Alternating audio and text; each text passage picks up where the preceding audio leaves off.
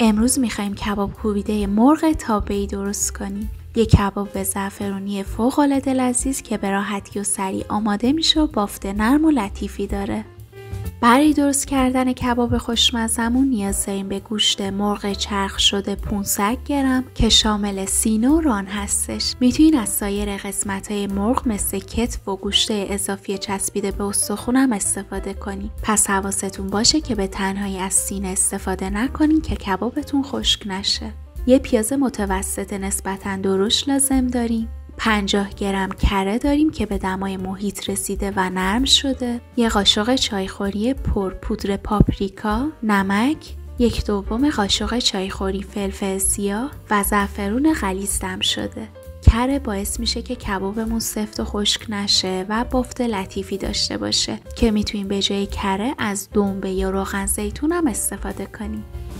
خب مثل اکثر کبابا کارمون رو با رنده کردن پیاز شروع میکنیم و پیازمون رو با رنده ریز رندش میکنیم. این از پیاز رنده شده، نیازی هم نیست که آبش رو جدا کنیم. خب حالا داخل یک کاسه گوشت مرغ چرخ شده رو میریزم. بهش پیاز رنده شده رو اضافه میکنم. همونطور که گفتم آب پیازم ازش جدا نکردم تا کباب آبدار و لطیف تری داشته باشیم. 50 گرم کره رو بهش اضافه میکنم. ببینین کرم کاملا نرم شده و به دمای محیط رسیده و به راحتی له میشه. پاپریکا، نمک و فلفل سیاه هم بهش اضافه میکنم و نصف زعفرون هم بهش اضافه میکنم. نصف زعفرون هم حتما بذارینش کنار که تو مراحل بعدی لازمش داریم. حالا همه مواد رو خوب با هم مخلوط میکنم و ورز میدم تا کاملا یک دست و چسبنده شه. دلیل اینکه من نصف زعفرون رو نگه داشتم اینه که ما الان هر چقدر به مواد کبابمون زعفرون اضافه کنیم کباب خوش رنگی نخواهیم داشت. پس نگران رنگش نباشیم و توی این مرحله فقط برای عطر و طعم خوب کباب نصف بیشتر زعفرون اضافه کنیم و بقیه رو نگه داریم برای مرحله آخر. خب من موادم رو خوب با هم مخلوط کردم و کاملا یک دست و چسبنده شده. میتونین همین الانم ازش استفاده کنین و یا بذارین 1 ساعت تو یخچال بمونه که طعمو به خورده هم برن و مزه دار شه. خب برای پخت کباب من مایتابه رو با 1-2 قاشق روغن چربش میکنم. از روغن زیادی هم استفاده نمی کنم چون میخوام که بعداً کره بهش اضافه کنم. خب حالا گوشت رو کاملا صاف و یک دست پهنش میکنم داخل مایتابه. میتونین حین کار دستتون رو مرطوب کنین که گوشت به دستتون نچسبه.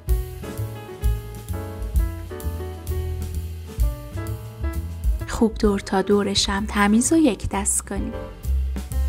حالا یک کفگیر یا لیسک رو میزنمش تو آب و به اندازه های دلخواهم تقسیمش میکنم. لیسک رو هر از گاهی مرطوبش کنین که مواد بهش نچسبه.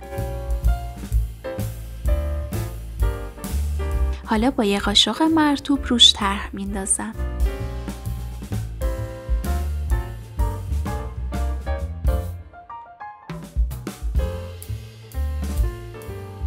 خب بریم سر گاز که بپزیمش. مایتابه رو میزنم رو حرارت بالا که کبابا یکم خودشونو بگیرن و بعد دوباره جداشون میکنم. خب ببینین یکم آب انداخته و خودش رو گرفته. دوباره از هم جداشون کنین که مطمئن شین به هم نمیچسبن. از حرارت کم هم استفاده نکنین که زیاد آب نندازه.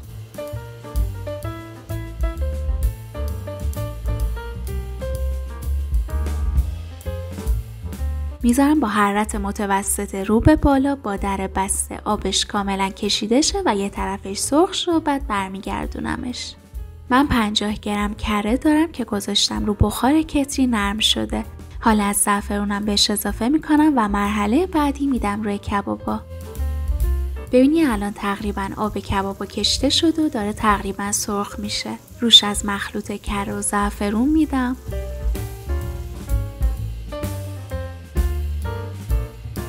ببینید چه سریع رنگ میگیره و خوش رنگ میشه. واسه همینه که گفتم یه مقدار از زعفرون رو نگه داریم برای خوش رنگ شدن کبابا. بعد اینکه یه سمت کبابا سرخ شد برمیگردونم که سمت دیگه‌ش هم سرخ شه.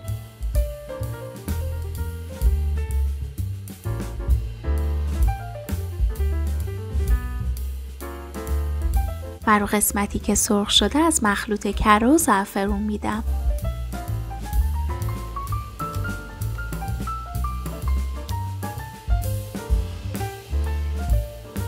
در ظرفم نذارین و اجازه بدین با کره و زعفرون حسابی سرخ شه. خب دوستای عزیزم، کباب فوق‌العاده خوشمزه و نرم و لطیف زعفرونیمون آماده است. یه کباب کره زعفرونی خوشمزه که عاشقش میشین. این کباب بافت لطیف و نرمی داره و چون با کره و زعفرون درستش کردیم عطر و طعمش فوق‌العاده است.